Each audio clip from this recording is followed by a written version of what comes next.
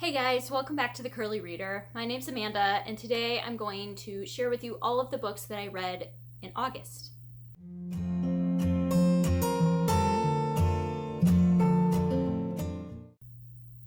Alright, so in the month of August, I was able to read 15 books, which is quite a lot more than I thought I had read because I was crazy busy during August. But I did read 15 books. Of those 15 books, only 6 of them were physical books. 4 of which were graphic novels, so only 2 actual, physical reads, and those both were middle grade. So, let's take this all with a grain of salt, right? And so that means 9 of them were audio, or not 9, 8 of them were audiobooks, and 1 was an ebook. So I did read 1 ebook. Of the 15 books, I owned 6 of them, and 9 came from the library. And of those books, 4 were adult books and the rest were middle grade. And then, like I said, 4 graphic novels. So that's kind of how my reading month kind of panned out. I figured for this wrap up, instead of, normally I go in the order of how I read them. This time around, I think I'm going to go in the order of the ones that I liked least all the way up to my favorite of the month, just to kind of change things up a bit. So, starting with the one that I liked least. I had 2 2-star reads this month, both of which were middle grade graphic novels. So I went through quite a middle grade graphic novel kick. I do this every once in a while where I'll go to the library and I just kind of peruse the middle grade graphic novels and I get a ton of them, and then I come home and I just read them all back to back to back really quick, just to kind of help push me through a reading slump or just get me going again. But of the middle grade graphic novels that I read this time around, I did have 2 2-star reads. The first of which was kind of a surprise to me, and that is the second Babysitter's Little Sister graphic novel adaptation. This is Karen's Roller Skates. This is based off of the Babysitter's Little Sister books by Anna Martin. The graphic novel adaptations are done by Katie Farina. And I got this one. I put it on hold because it just came out. It's brand new. And I enjoyed the first one in this series, but this one was a miss for me. I read this one earlier in the month, so I don't remember a lot about it, but the things that I do remember about it was, so this follows Karen, who is Christy from the Babysitters Club's little sister, and in this one, she gets a pair of roller skates, and she is going to do all these tricks on her roller skates, and when she's kind of showing off, she falls and she breaks her arm. And so it's kind of about her not being allowed to use her roller skates and having the broken arm and how she kind of plays that up. She's very much a drama queen, very much into getting the attention. The thing that I really didn't like about this is that while she has the broken arm, she runs into a classmate at school who has broken his leg. And he makes comment to her, I'm going to get a signature on my cast of someone really famous. And so she is like, oh, well, if he's gonna get all the attention then, and we can't have that. So now I need to get somebody famous to sign my cast so that I can get more attention than he gets. And so she's trying to find somebody famous to sign the cast so that she can make him jealous. And there's no resolution to that. There's no talking about how maybe your motives weren't great in doing this. And the fallout of trying to talk things up. There is a little bit of her friends kind of hold her accountable, and they're like, what really happened? Because it's kind of like the fish was this long, no, it was this long, no, it was this long sort of story. And so her friends do at one point they're kind of like, okay, what really happened here? But there's no talk with the other kid at school that it's like, okay, you shouldn't be trying to show somebody else up. You shouldn't be trying to make somebody else jealous. You shouldn't be doing these things. There was no resolution of that, and I didn't like that, especially for a middle grade book. I like my middle grade books to teach good morals and good lessons, and this was a miss. So that one got 2 stars. The other one that I gave 2 stars, and honestly, if I'm being totally honest, I can't remember a whole lot about this book, and I don't really remember why I gave it 2 stars, which is probably why I gave it 2 stars. And that is All Summer Long by Hope Larson. This is actually, I've seen quite a bit about this one since I finished it, but this follows a girl whose best friend is a boy, and he is going to soccer camp, I think, for the summer, and she's kind of left at home by herself. And that's pretty much what it's about. She starts hanging out with his older sister. There's a little bit of like back and forth with that, and the older sister's like using her, sort of thing. She wants to start a band. She really likes music, which I liked that part of the book. But it was just kind of blah for me. Nothing great. So I gave it 2 stars. All right, so those were my 2 2-star reads. Now we're moving on to my 3-star reads. I had 4 3-star reads this month. The first of which is another middle grade graphic novel, and that is Sunny Rolls the Dice by Jennifer L. Holm and Matthew Holm. This is the third in the Sunny series. I think the first one is Sunny Side Up, and then the second one is Swing It Sunny. And so I've just kind of been reading through these. They're good for middle grade. And in this one, we follow Sunny as she's in 8th grade, maybe, I think, in this one. And her boyfriend's really getting into boys and what she's wearing and all of that. These are set in the 70s, and Sunny gets invited by one of her guy friends to play D&D. And so she starts playing D&D and gets really into it. And her friend is like, well, we should save our money up and buy these really fancy pair of jeans. And Sunny's like, well, I want to save my money up and buy these little mini figurines for D&D. And so it was really cute. My daughter read this, and it was really sweet because after she read this, she started making up her own like D&D game to play with her siblings. And so that was kind of fun, as she was asking me and my husband if we had ever gotten into D&D, which we had not, but it was just fun. I really loved the messages that this one sent. I just love this. This series is great, I think. For me, it gets 3 stars just as an adult reader. It was just okay, but I do think that it's a good one, and the first 2 in the series were really good as well. They also handle kind of heavier topics, the first 2 specifically. This one was a little bit lighter, but all right, so that was one. Another 3-star read for me is the ebook that I read, and that is The Lonely Heart of Mabel Lane by Kate O'Shaughnessy, I think is how you pronounce her last name. This is one that I had started a long time ago. I had been reading it at night, like as I was falling asleep, and so I was just reading like a page at a time, and so it took me forever to read it. But I enjoyed this one. It wasn't great, though, in my opinion. There were definitely some misses in this. This is a middle grade novel that follows Mabel Lane, who she is really into sounds. She tape records sounds, and she just lives with her mother. She has never met her father. She doesn't know her father. The only thing that she knows of her father was an old voice message he had left on her mom's phone. She had heard, and so she knew her father's voice from that one voice message.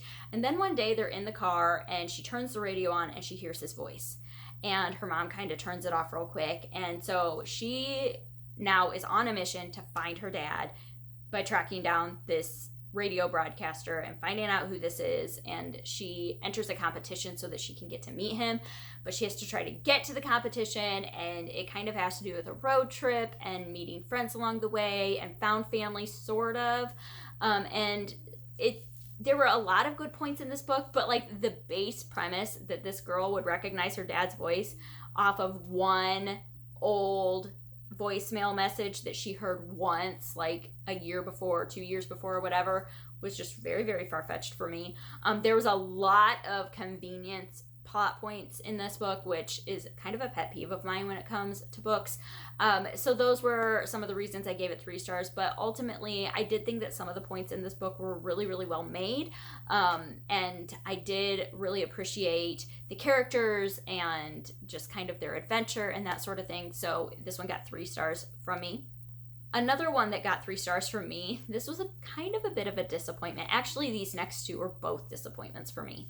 But the first of which is The Switch by Beth O'Leary. I ended up getting this one via audiobook from my library. I was so excited. You guys all know I have been super, super hyped for this book because the premise sounded amazing. And it just sounded so much like The Holiday, which is a movie that I love. And it is about Eileen and Lena, who Lena is like in her 30s, I think, 28, late 20s, early 30s, I don't even remember now. And her grandmother, Eileen, who is like 80, and they end up switching houses, like through a series of events. They end up switching homes for a summer, and Lena goes to live in her grandmother's cottage in like the British countryside, and Eileen goes to live in Lena's flat in London, and they kind of live there for the summer. And I liked parts of this story, but ultimately it was very, very predictable. And I didn't like that part of it. Especially in rom-coms, like, so much of it has been done before. So if you can get me with something that I don't see coming, that's going to be a 5-star read for me. This one, like every single thing. Grandma joins a dating website, and of the 3 men that she starts talking to, you know exactly how each one is going to end from the get-go. From the time she signs up, you're like, I bet this is going to happen, and this is going to happen, and this is going to happen, and that's exactly what happens. And then with Lena going to the countryside, you know, you're like, okay, this is the guy that she's going to get with, and this is the guy that it's going to go wrong, and this is guy, and that's exactly what happened. And so this book does deal a lot with grief, and the process of grief, which I did really like that aspect of the book, but the romantic aspects of it, for me, it kind of fell flat. It was just kind of disappointing. So the other 3-star read, sorry, I have my huge pile of books here, is another bit of a disappointment for me, and that's This Tenderland by William Kent Kruger. I buddy read this with Mary from Happily Ever Esh, and I actually just finished this one recently, and to be completely honest with you, I could very easily do a rant review of this, because I personally don't understand why everybody thinks this is the best book they've read this year or last year or whenever you read it.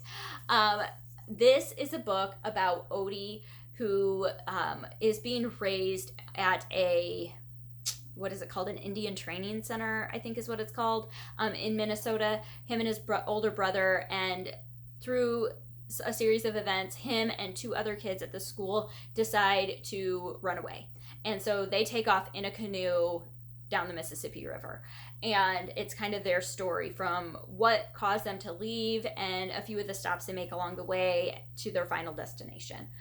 The first part of this book I actually enjoyed. I really like the first 2 parts of this book. It's broken up into parts. Each part is kind of a stop along their way. The first 2 parts of this book I really enjoyed, and then it all kind of progressively went downhill from there. I hated the ending of this book, and that's a very strong word, but I really did not like the end of this book. It did not work for me at all. And so I ended up giving it 3 stars because I really like the writing. There's specifically one quote in this that I loved. And there were parts of this book that I definitely saw the merit in, but ultimately it just felt very, very, very flat for me. This book definitely read as someone who is trying to write a literary fiction novel while writing a historical fiction novel. Just a regular historical fiction novel. It seemed like the author was forcing it to be literary when it didn't need that. It was beautiful until it felt forced, and then it just kind of, I don't know what happened, but this didn't work for me. It got 3 stars. Huge disappointment, because I was really expecting that and The Switch both. I was heavily expecting both of those to be 5-star reads. They were not. So those were my 3-star reads. Now we're moving on to my 4-star reads. I had 5 4-star reads this month. The first of which is Rilla of Ingleside, which is the final book in the Anne of Green Gables series. This finished up our Annalong 2020. We are officially done. There's a handful of people that are still reading a biography of Ellen Montgomery during the month of September. But the official series is complete. I did end up giving the last book 4 stars. I really enjoyed this book. There was definitely some mixed reviews within the Goodreads group, but I personally really liked it. There was a lot of political commentary in this book, all centering around World War I. So in this book, we follow Anne's daughter, Rilla, her youngest daughter, Rilla, and kind of it's all told pretty much from her point of view during World War I. And some of Anne's boys have to go off to war. A lot of boys in the city and men in the city go off to war, and it's kind of about what's going on at home and how they're handling it. Like I said, there's a lot of political commentary, specifically from some of the older ladies in town regarding some of the political decisions that were being made in the United States and in Canada during this time. And so I, for one, appreciated hearing those points of view because I don't think, especially as an American, we don't hear the Canadian perspective of it very much. We're definitely not taught it in school. So I appreciated hearing the perspective from somebody who lived during that time. So I know this wasn't like Ella Montgomery's views per se, but they very well could have been. I don't think I said that right, but whatever. But yeah, I really like this one. I gave this one 4 stars. Another one I gave 4 stars is a middle grade book, Dealing with Dragons by Patricia C. Reedy. I had read this, I think, for the Moominathon. I don't even remember which books I read for which, like, read-alongs that I was trying to do this month. I kind of threw all the books in a big pile and read what I could and what I didn't get around to. Yeah, I didn't read what I couldn't get around to. But Dealing with Dragons did get read. I listened to the audiobook, actually, of this one, which was fantastic. The audiobook is a full cast production. It's almost told like in a radio story, I forget what they're called, kind of way, but I really enjoyed it. And this follows, Cimarine is the main character, and she is a princess who does not really want to be a princess. She doesn't want to act like a princess at all. And so she makes a deal with the dragon that she's going to voluntarily go and stay with the dragon and be the dragon's princess and kind of be its maid and housekeeper and that sort of thing. And it just kind of follows them, and it was really sweet. I really liked it. It definitely lived up to my childhood memories of it. It's actually part of a series, and I wouldn't mind finishing off the series. This is actually one that I may consider reading out loud to my kids because it's just fun, and it's definitely a female empowering book because this princess, man, she'll tell you what's up. So another one I gave 4 stars was definitely part of Moominathon, and that is The Moomins and the Great Flood. This is unfortunately the only Moomin book that I read during this past month, but I did get this one read. It's a tiny book. This is the one that was written in the 1940s, I believe, and I just sat one night and read it. It's kind of a picture book of sorts, and it just talks about the Moomins and kind of how they end up at the place that they eventually call home. It was really sweet. I enjoyed it. It is what it claimed to be. So yeah, I give this one 4 stars. I highly encourage you to pick up a Moomin book if you have never picked one up.